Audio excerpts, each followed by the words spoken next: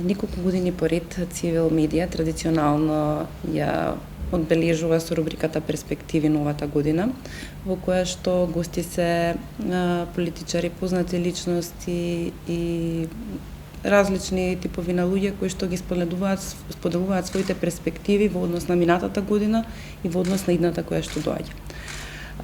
Овој пат имаме министерката за одбрана Славјанка Петровска. Добре дојдовте. И јас би ве прашала, значи, како ја оценувате годината која што изминува? И второто прашање би било, кои се перспективите за следната година која што доаѓа?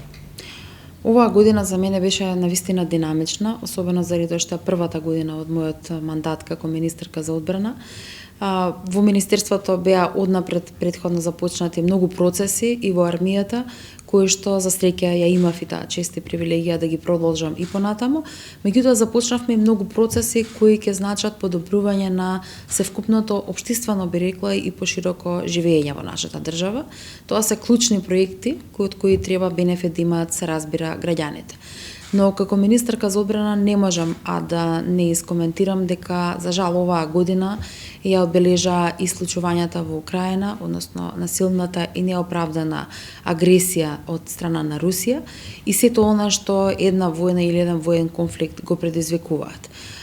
Република Северна Македонија, особено Министерството за одбрана во овие моменти се покажа како навистина силен и оправдан сојузник во алијансата, преку поддршката и политичка, меѓутоа и неколкуте донации кои се состојаа од воена помош и поддршка, со што сакавме да кажеме дека сме навистина на вистинската страна.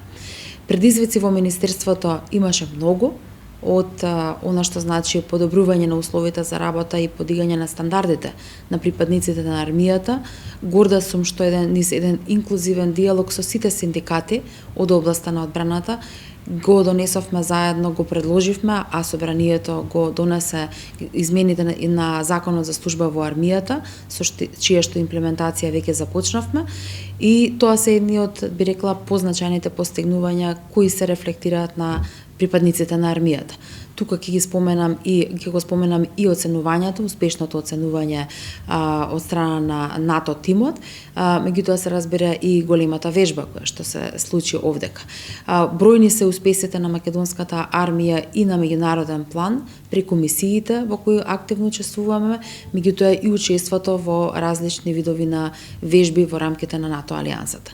Кои се предизвици за наредната година? Се разбира да продолжиме со истото темпо на остварување на зацртаните планови и проекти. Одно што е особено голем проект кој ќе сакаме многу брзо да го видиме да се имплементира е предлог законот за вработени во Министерството за одбрана, еден суштински закон кој ќе им помогне на вработените во Министерството да го добијат местото кое го заслужуваат, затоа што тие се дел од безбедносниот систем на оваа држава и се разбира во континуитет ќе работиме на имплементација на плановите за модернизација на армијата, затоа што тој е процес кој што мора да продолжи и заради тоа што вложувањето во одбраната е најзначајниот сегмент.